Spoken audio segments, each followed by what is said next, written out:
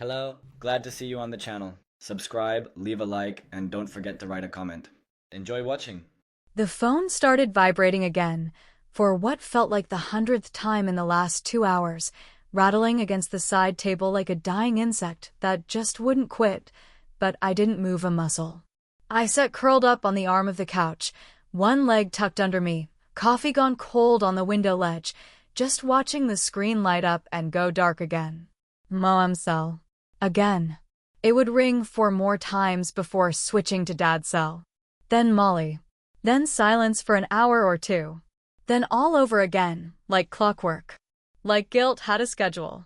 It's funny how loud a phone can sound when everything else inside you has gone quiet. That vibrating hum might as well have been a chainsaw. But I didn't pick up. I didn't even reach for it.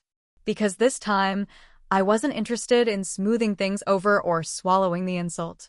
This time, they could all sit in the mess they made and try real hard to pretend it didn't stink. It started 2 days ago. No, wait, scratch that. It started 40 years ago, in a hospital somewhere in Tampa, when my baby sister Molly arrived and everybody forgot I had already been there for 4 whole years, just trying to be loved. But for the sake of the story, let's say it started with the voicemail.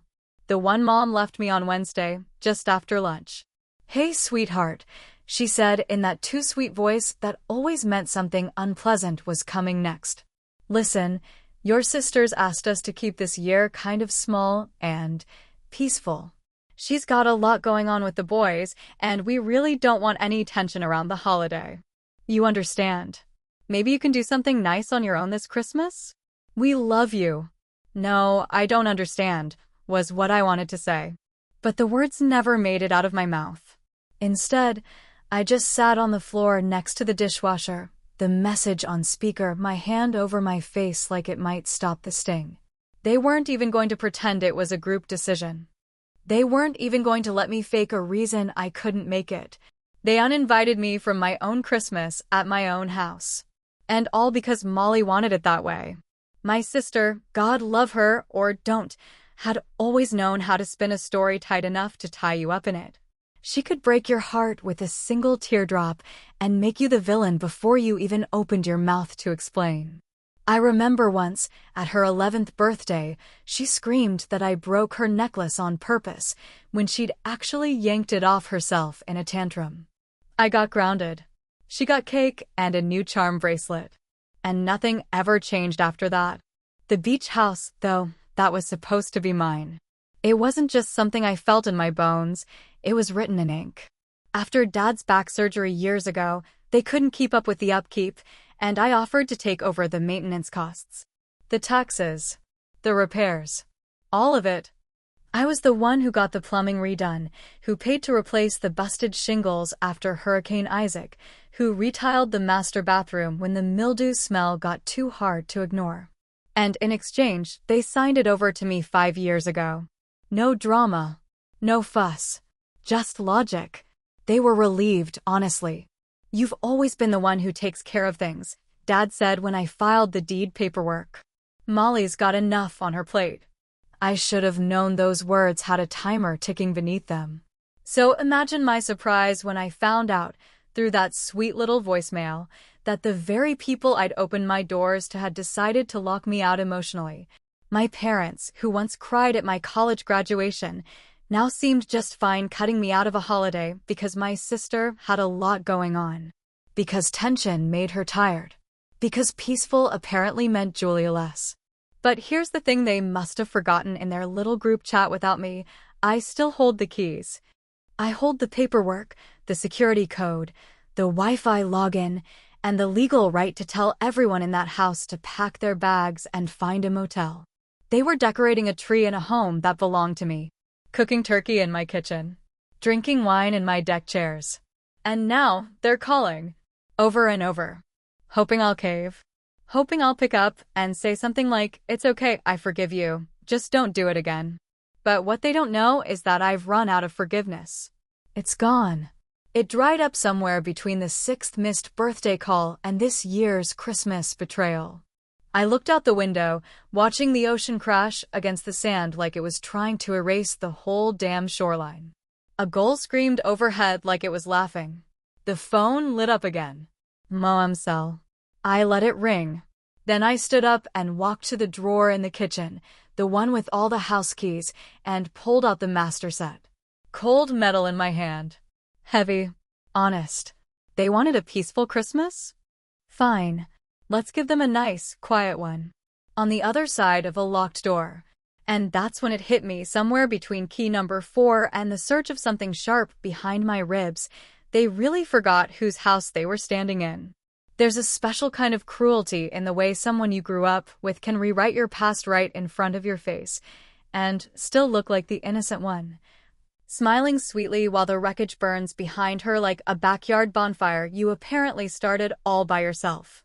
Molly had a talent for that kind of magic, and the real trick was that she made you think you were the one holding the match. She could tell a story so well you'd start doubting your own memories, your own gut, even your own damn name if she said it with enough confidence. And people always believed her. Every single time. It started when we were kids, of course. Doesn't it always? Molly was the kind of little girl who could make grown adults go soft just by blinking too fast. She had this soft voice, like a choir singer on pain meds, and this tiny little tear that would well up in her left eye whenever she needed it. Not both eyes, just the one, like a signature. She'd cry when it served her. Never too much. Never messy. Just enough to make her look brave for holding it back. People eat that kind of performance up.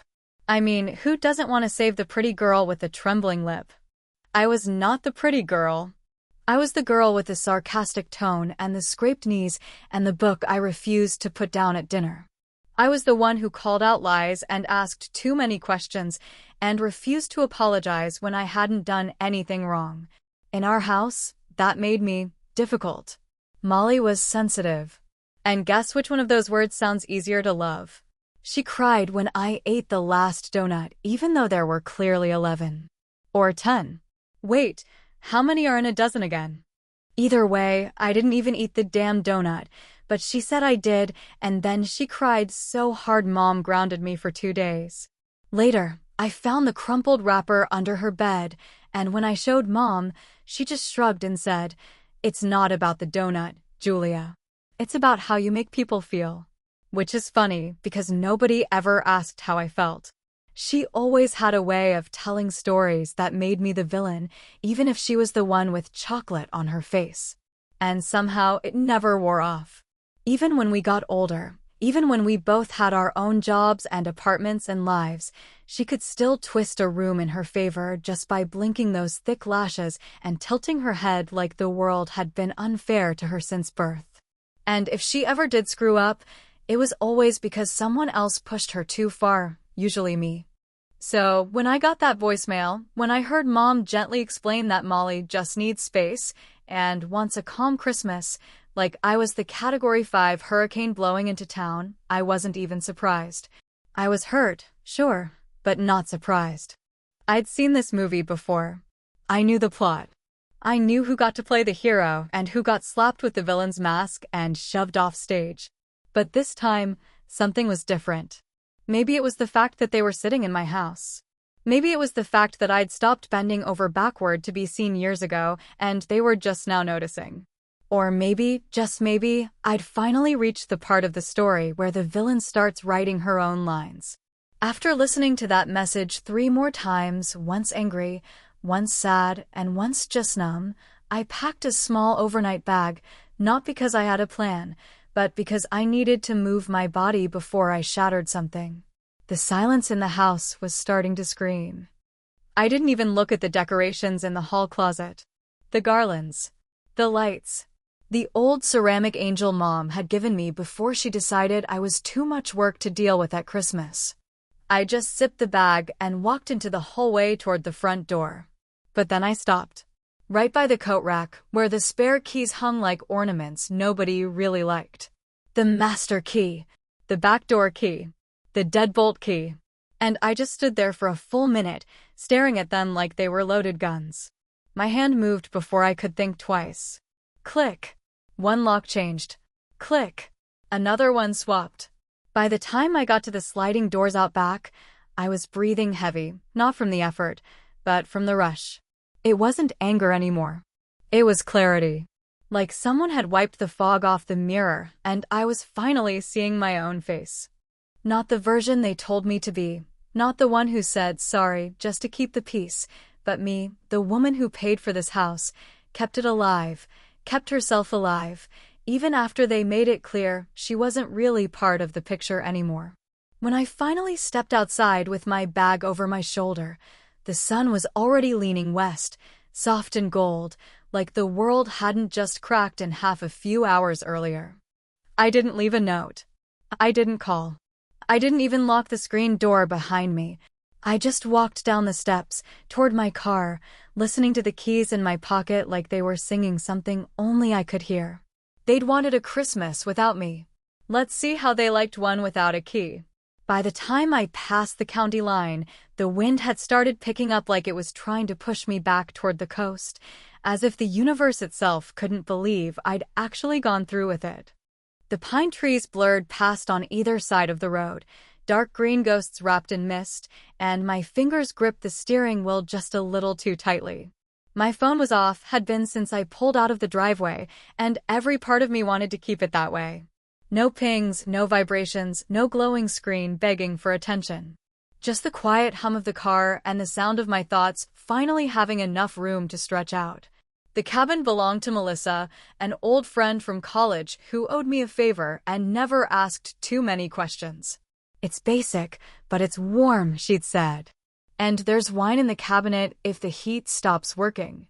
I wasn't planning on drinking, but I appreciated the gesture anyway. Just having somewhere to go that wasn't tied to anyone who shared my blood felt like relief. I pulled up the gravel driveway around dusk, just as the sky turned that deep purplish blue that feels like an apology for the sun disappearing too soon. The cabin lights flickered on automatically as I approached, triggered by the motion sensor, casting long shadows across the porch like arms reaching out. It was only after I unpacked my bag and lit the fireplace that the anxiety started to tickle at the back of my brain, like a mosquito buzz just out of reach. My family would have arrived by now. They would have pulled up to the beach house with their car stuffed with wrapped boxes, gluten-free cookies, probably matching pajamas for a photo I wouldn't be in. And they'd walk up to the front door, arms full of good intentions and bad decisions, expecting it to swing open like it always had. But it didn't, because I had changed the locks. Quietly. Permanently. Irrevocably. I pictured the moment it hit them, the click of the deadbolt refusing to turn, the confusion spreading across their faces like fog. Maybe Dad jiggled the handle a few times before cursing under his breath. Maybe Mom checked her purse for the old key and held it up like a weapon before realizing it meant nothing now. And maybe, just maybe, Molly stood there with that stunned little pout on her face, realizing her golden touch didn't unlock everything. And then they started calling. I didn't need to turn my phone on to know that. It would have started with Mom, polite and confused, something like, "Hey honey, not sure what's going on, but we're having trouble getting inside. Can you call me?" Then Dad, gruffer, slightly annoyed, maybe blaming the lock or the humidity or me without saying it out loud. And then Molly. Oh, Molly. She wouldn't go gentle. She'd leave the kind of voicemails that switch from teary apology to blistering attack within the same minute. "I don't know what your problem is, but you're seriously ruining Christmas for everyone, Julia. I don't know how you live with yourself." Well, apparently I live with myself just fine. Especially in a quiet cabin with no one telling me how much space I take up or how inconvenient my emotions are. At one point, I walked outside with a blanket over my shoulders and stared up at the stars, letting the cold air bite at my nose while the silence wrapped around me like a thick scarf. The fire crackled behind me, the trees swayed gently in the wind, and for the first time in what felt like years, I didn't feel like I owed anyone an explanation.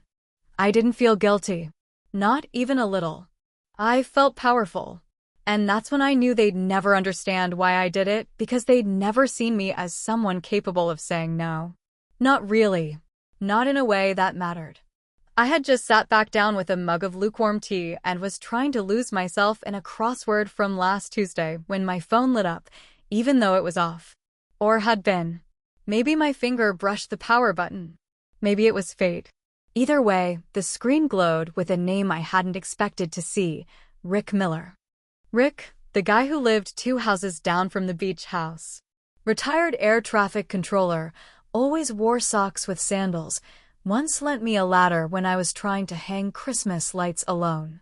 We weren't close, but we knew each other well enough for polite nods and quick jokes over shared fences. And now he was calling. On Christmas Eve. Which meant he knew. I stared at the screen for a second, my thumb hovering over decline. But something told me not to ignore this one. So I answered. Hey, Rick, I said, my voice flat and guarded. He didn't waste time. You really did it, huh? I let the silence sit between us like a third person. Did what? I asked, though we both knew. He chuckled, low and dry. Changed the locks. Your dad tried climbing in through the bathroom window. Got stuck halfway. I almost offered to call the fire department just to embarrass him. I smirked, couldn't help it. Sounds like a personal problem. You're not coming back, are you? He asked, more curious than accusatory. I stared into the fire for a moment. The logs popped, sparks dancing like tiny dancers looking for an exit. Not tonight, I said. There was a pause on the line, and then Rick said something that made my stomach twist in a way I didn't expect. They look real lost out there. Like they didn't think the house would ever stop loving them back. And maybe it was the wine, or the fire, or the sound of my name echoing through someone else's living room, but for the first time since I drove away, I felt something crack. I didn't answer him. I just let the call end and stared at the flames while my phone lit up again, and again, and again. The next morning, the sky was dull and heavy, the kind of pale gray that makes you feel like the world forgot to wake up. I hadn't slept much. The fire burned out around 3, and I hadn't bothered to restart it. I just sat under the blanket on the couch, staring into the dark, half expecting the door to bang open and my mother's voice to fill the room with soft threats and sharp disappointment. But it stayed quiet, and I stayed where I was, still in the clothes I'd arrived in, clutching a half-empty mug that had gone cold an hour ago. It was just past 9 when Rick called again, and this time, I answered without even thinking. His voice crackled through the speaker like an old radio station, calm, easy, the way only men who've been through a few storms can manage. Didn't mean to bug you, he said, and I could almost hear him scratching at the back of his neck like he always did when he was thinking too hard. But I figured you'd want to know something. I sat up straighter, nerves tapping at my ribs like piano keys. What is it? I asked, trying not to sound as anxious as I suddenly felt. He let out a long breath, the kind you hear right before a hard truth. 2 nights before they showed up for Christmas, your sister was at the house, he said. Came by late, after dark. I only noticed because my dog started barking. She parked down the street, real sneaky-like. Didn't even go through the front. Just crept around the side yard with a flashlight. I felt the floor tilt under me, like something in my brain had slipped out of place. What was she doing? I asked, though the question tasted stupid even as I said it. Rick paused again, choosing his words the way a man chooses which plank of ice to step on first. Didn't look like she had keys, he said slowly. She jiggled the doorknob on the laundry room entrance, checked the back sliders, then peeked in the windows. Didn't stay long, maybe 5 minutes. Then she left. Never saw her come back again. A cold dread moved up my spine like water leaking through floorboards. Why didn't you tell me before? I asked, though I already knew the answer. Rick wasn't the type to get involved in family messes unless it was absolutely necessary. He believed in minding his own business, even when that business smelled like a lie. He cleared his throat. Figured it wasn't my place, he said. But after seeing how this played out, something about it don't sit right. And he was right. Something didn't sit right. My sister had no reason to be creeping around my property in the dark, especially if she thought I was going to be there for the holidays. Unless Unless she knew I wouldn't be. Unless she had already planted the seeds. Unless this whole lockout, this whole stupid, dramatic, emotionally loaded scenario had been something she expected. Maybe even something she engineered. My stomach turned, hard and bitter. Had Molly been trying to provoke me into doing something reckless? Something she could point to later and say, "See? This is what I meant. Julia's not well. She overreacts. She shuts people out." Because if that was the game, then I had played my part perfectly. I'd stormed off, changed the locks, gone radio silent. And now she had an audience standing in the cold, locked out of a house they didn't own, all looking toward her for leadership. "You still there?" Rick asked. "Yeah," I muttered, rubbing my temple like I could rub the thoughts out of it. "I'm here." He hesitated before saying, "I just thought you should know. Not telling you didn't feel right anymore." "Thanks," I said, and I meant it. Because whatever I had suspected about Molly's manipulations before, this was something different. This was planning. This was control. And it made me wonder how long she'd been laying the foundation for this moment, how many times she'd painted me as unstable or angry behind closed doors, softening our parents for the big performance. Because that's what it was, wasn't it? A show. And I was cast as the villain before I even opened my mouth. After we hung up, I sat in the cold silence for a long while, trying to feel the edges of the revelation. I couldn't. It was like touching fog. No proof. No pictures. Just Rick's voice and a sick feeling in my gut. I walked over to my coat, dug the phone out of the pocket, and turned it on, the screen lighting up with notifications that stacked like bricks in a wall I didn't want to climb. There were voicemails, of course. Too many to count. But one caught my eye. Not from Molly. Not from Mom. From Dad. It was older. Maybe a week ago, maybe more. I hadn't listened to it before, but something about it now felt like it needed to be heard. I pressed play. His voice was tired, worn down like leather stretched too thin. "Julia," he said, "I don't want to fight with you about all this. You always make things harder than they have to be. Just let Molly have her way." The words hit like ice water, and I froze. There it was. Not an opinion. Not a request. A pattern. Let Molly have her way. Like it was gospel. Like it was right. Like I was the damn obstacle. The thing about silence is that it isn't empty at all. It's filled with every word you never got to say, every moment you swallowed for the sake of keeping peace, every inch of yourself you chipped away so that someone else could feel whole. I sat in that silence for most of the morning, staring out the cabin's narrow front window while the light moved slowly across the wooden floor, feeling like a guest in a life that was finally, truly mine. But even then, I couldn't tell if what I felt was freedom or just the echo of everything I'd lost trying to earn it. The voicemails had stopped by then, at least for a while, like they'd finally given up or moved on to blaming each other instead. The phone sat on the windowsill, screen black, quiet as a stone. But its presence was still loud. It was like having someone stare at you through a locked door. They can't touch you, but they don't need to. Their weight still lingers. I could feel their disappointment without hearing it. I could hear Molly's tears, rehearsed and perfectly timed, feel my mother's sigh as she told some neighbor or cousin that we just don't know what's going on with Julia lately, and I could already see my father's shrug. That same shrug he's used for 40 years when someone asked him to choose between what was fair and what was easy. I hadn't cried yet. Not once. Not when I heard the voicemail, not when I drove away, not when Rick told me what he saw, not even when I changed the locks with shaking hands and a pounding chest. But now, sitting in the dull light of a stranger's borrowed cabin, something inside me trembled.